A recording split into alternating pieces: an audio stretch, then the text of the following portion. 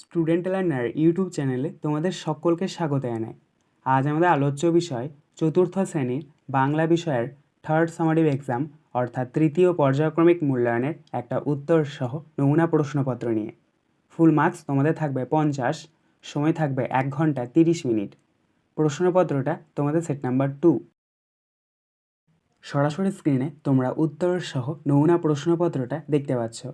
1. সঠিক উত্তরটির তলায় দাগ দাও। 1 × 3 = 3। ক. যতীন মামার নাম হলো সনাতন, অনাথ না সুরেন? সঠিক উত্তর হবে অনাথ। খ. নাদের আলী ছিলেন একজন মাঝি, মিস্ত্রি না পুরোহিত? সঠিক উত্তর হবে মাঝি। গ. ওগো শোনো ড্যাশ পেতে, এখানে শূন্যস্থানে বসবে কান, মাথা না হাত? সঠিক উত্তর হবে ক একার দন্তন্য কান। 2. শূন্যস্থান পূরণ করো। 1 × 4 = 4। ক. মায়াদ্বীপের অপর নাম ড্যাশ, এখানে শূন্যস্থানে বসবে বানভাসী দ্বীপ। খ. ঘুমের ড্যাশ বুলিয়ে আসে গুটি গুটি, এখানে শূন্যস্থানে বসবে কাজল। গ. ট্রাম ছাড়া একটি পরিবেশ বান্ধব যান হলো ড্যাশ, এখানে শূন্যস্থানে বসবে সাইকেল। ঘ. নতুন চটি পায়ে দিয়ে ড্যাশ যতীন খুব সাবধানে রইল, এখানে শূন্যস্থানে বসবে প্রথম দিন। 3. তীর চিহ্ন দিয়ে কস্তম্ভের সঙ্গে খস্তম্ভ মেলাও। 1 × 3 = 3। দেখো এখানে তোমাদেরকে কস্তম্ভের সাথে খস্তম্ভ মিল করাতে হবে। প্রথম রয়েছে কস্তম্ভের ক স্বপন বুড়ো, এটা মিলবে খস্তম্ভের অখিল বন্ধু নিয়োগী এর সাথে। খ. ছন্দের জাদুকর, এটা মিলবে খস্তম্ভের সত্যেন্দ্রনাথ দত্ত এর সাথে। গ.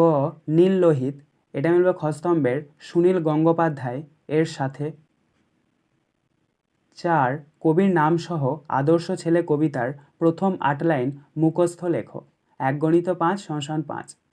তাহলে এখানে তোমরা প্রথমে লিখবে আদর্শ ছেলে, তার নিচে লিখবে কুসুম কুমারী দাস, তার নিচে লিখবে আমাদের দেশে হবে সেই ছেলে কবে, কথায় না বড় হয়ে কাজে বড় হবে, মুখে হাসি বুকে বল তেজে ভরা মন, মানুষ হইতে হবে এই তার পণ।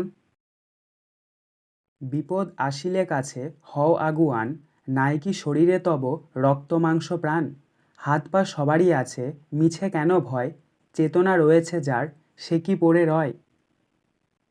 5. নিচের প্রশ্নগুলির একটি বাক্যে উত্তর দাও। 1 × 5 = 5। ক. মোহিতলাল মজুমদারের লেখা 2টি কাব্যগ্রন্থের নাম লেখো। উত্তর স্বপন প্রসারী ও হেমন্ত গোধূলি।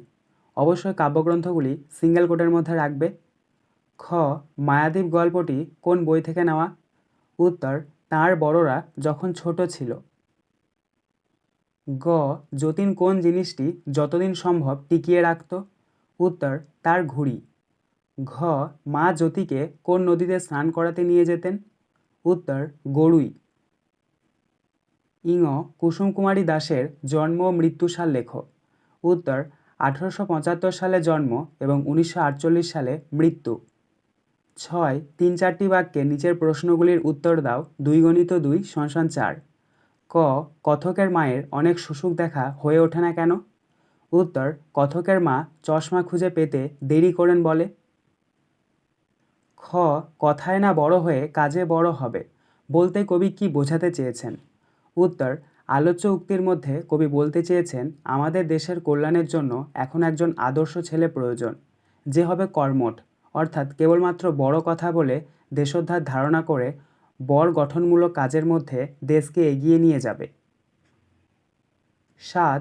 নিচের প্রশ্নগুলির উত্তর নিজের ভাষায় লেখো। 3 × 2 = 6। ক. জ্যোতি কিভাবে সাঁতার শিখেছিল? উত্তর জ্যোতির মা জ্যোতিকে নিয়ে গড়ুই নদীতে স্নান করতে যেতেন।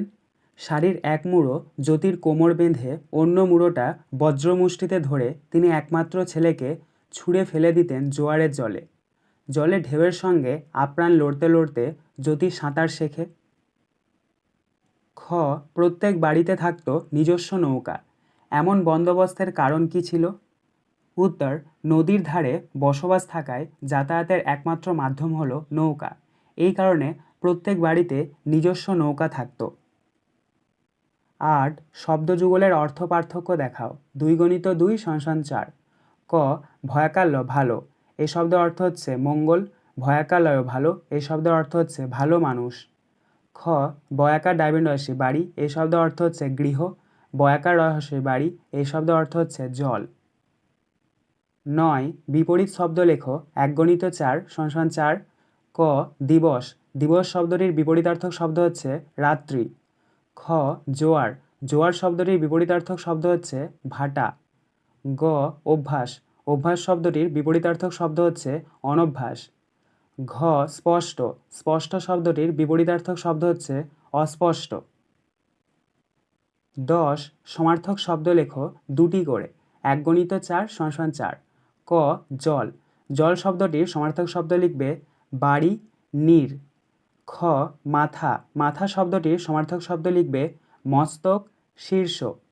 গ বাবা, বাবা শব্দটির সমার্থক শব্দ লিখবে পিতা জনক। ঘ পাখি, পাখি শব্দটির সমার্থক শব্দ লিখবে বিহগ পক্ষী। 11 লিঙ্গ পরিবর্তন করো। 1 × 3 = 3। ক রাজা, রাজা শব্দটির লিঙ্গ পরিবর্তন করলে পাওয়া যাবে রানী। খ চাকর, চাকর শব্দটির লিঙ্গ পরিবর্তন করলে পাওয়া যাবে চাকরানী। গ পিতা, পিতা শব্দটির লিঙ্গ পরিবর্তন করলে পাওয়া যাবে মাতা। 12 যে কোনো একটি বিষয়ে অনুচ্ছেদ রচনা করো। 5 × 1 = 5। ক তোমার পছন্দের ঋতু। খ তোমার দেখা একটি মেলা। দেখো এখানে তোমাদেরকে 2টি রচনা দিয়ে দেওয়া হয়েছে, যে কোনো একটা তোমাদেরকে করতে হবে। তো আমরা এখানে তোমার পছন্দের ঋতু এই উত্তরটা করেছি। তো তোমরা উত্তরটা দেখে নাও। প্রথমে তোমরা ওপরে হেডিং করবে আমার পছন্দের ঋতু শরৎকাল, দিয়ে নিচে লিখবে ভূমিকা পয়েন্ট করে শরৎ বছরের 3য় ঋতু, ভাদ্র ও আশ্বিন এই 2 মাস শরৎকাল, বর্ষা বিদায় নেবার পরই শরতের দেখা মেলে। পরের পয়েন্ট করবে বর্ণনা, এই সময় আকাশে ভেসে বেড়ায় পেঁজা তুলোর মতো সাদা মেঘ, আকাশের রং এই সময় থাকে গাঢ় নীল। এই সময়ে বাঙালির শ্রেষ্ঠ উৎসব শারদীয়া উৎসব, বাতাসে ভেসে বেড়ায় পুজোর ছুটির আমেজ।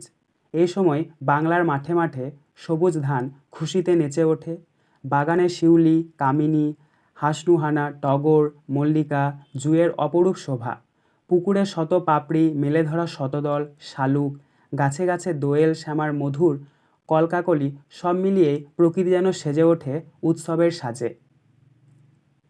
পরের পয়েন্ট করবে উৎসবের ঋতু, এই সময় মানুষের মনেও উৎসবের ছোঁয়া লাগে।